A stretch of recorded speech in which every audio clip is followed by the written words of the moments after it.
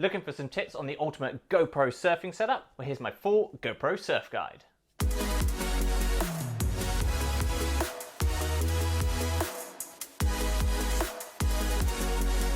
Hi guys, Chris from Stoked for Travel here, or welcome back to the channel. Now before I get started, make sure you hit that subscribe button so you don't miss out on any video goodness. Now today we're going to be running through my GoPro Surf guide. I love capturing surfing with my GoPro. It's one of those great little cameras. There's a really good entry-level camera to start capturing surfing, whether it's pictures of yourself, videos of yourself, or of other people. So today we're going to be running through my personal GoPro surfing setup. We're going to be running through accessories, mounts, angles, and of course all my ProTune setups as well. So if you're looking to capture some epic surfing content with your GoPro, this one's for you. So to kick things off, let's run through my most used GoPro surf accessories and mounts. So this is all the gear that I'm currently using to capture loads of different angles and kind of different videos and photos.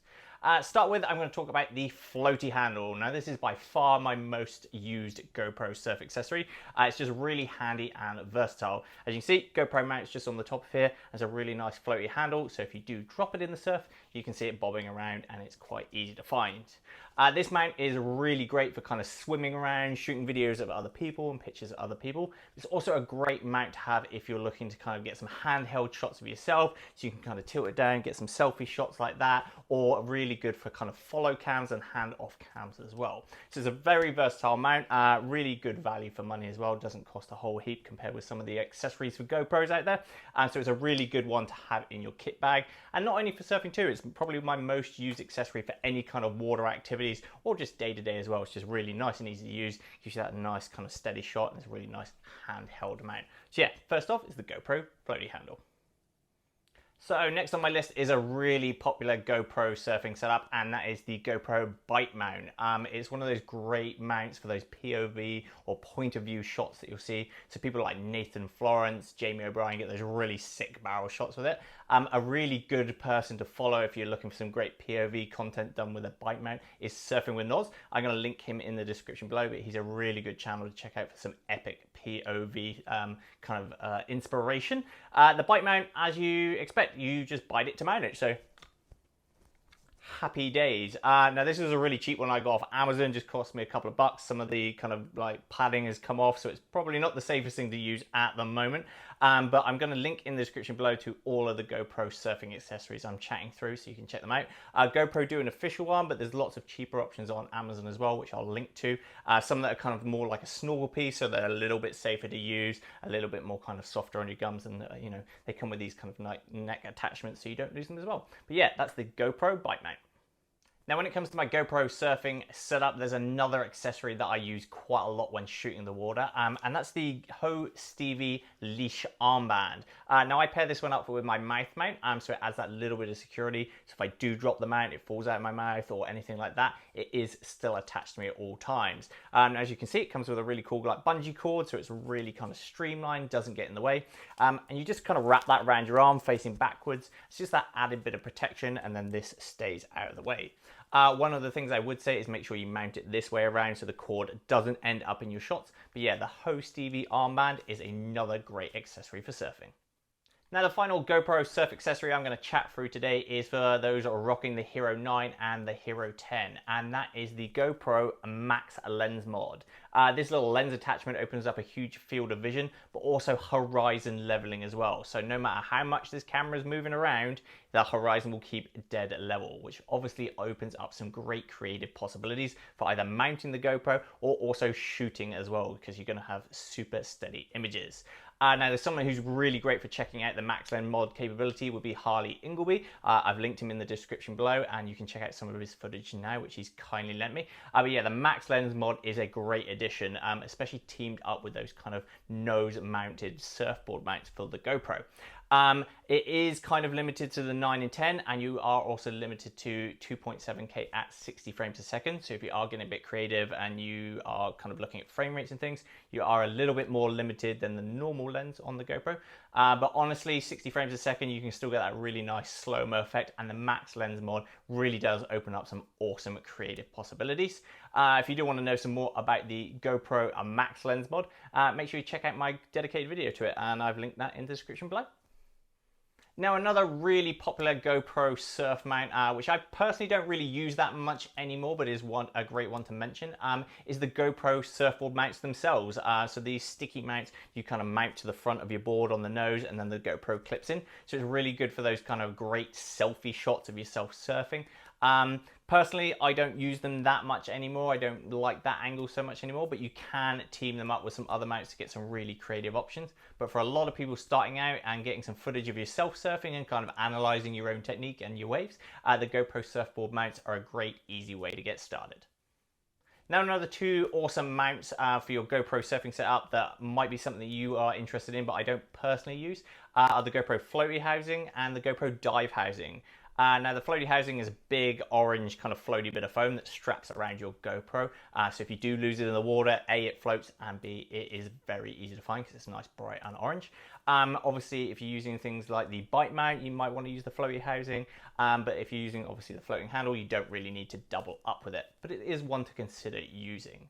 The other one is the dive housing. Now, the GoPro is waterproof to 10 meters without the housing, so you can take it straight in with any of these mounts. But you might want to use the dive housing if you do want that extra bit of protection, but also from scuffs and scrapes as well. It's another really good one to kind of use.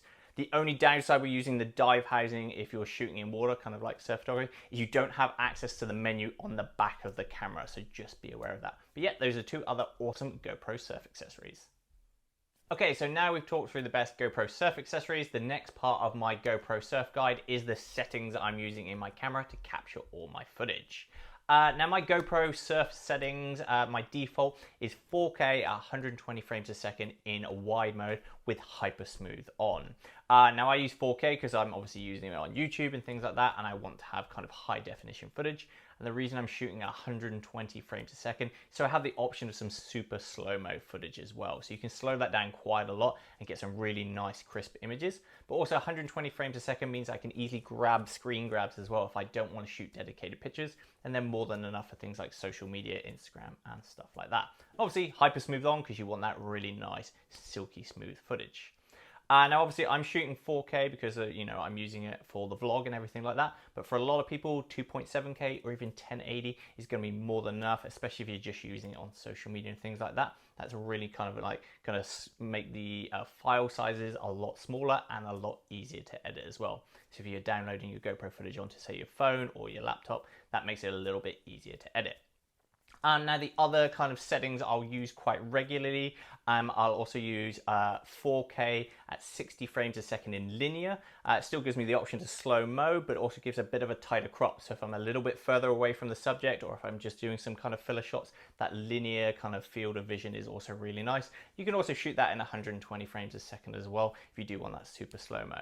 Now, the other kind of frame rate I use quite a bit is 240 frames a second, which is available in 2.7K resolution, and that gives you even more slow-mo. So if you're doing some super action shots, you're getting really in tight to kind of the action and you want that really nice slow-mo, kind of water droplets slowly falling from the air kind of thing, that's a really good kind of setting to use as well. So yeah, generally speaking, 120 frames a second at 4K is my go-to, but I have those others in the bag if I want some other shots or different perspectives. Now, to round off my settings, I'm going to run through my ProTune settings. Now, my ProTune settings for surfing are very similar to my diving. If you are going diving, by the way, check out the link in the description below to my full GoPro dive guide. But yeah, in terms of surfing my ProTune settings, the main thing I'll do is I'll turn the EV comp down by minus 0.5. So that's slightly underexposing your footage. I find that it's easier to recover shadows than it is blown out highlights. And obviously, because you're dealing with water, light, whitewash, things moving around, underexposing definitely helps you produce better footage.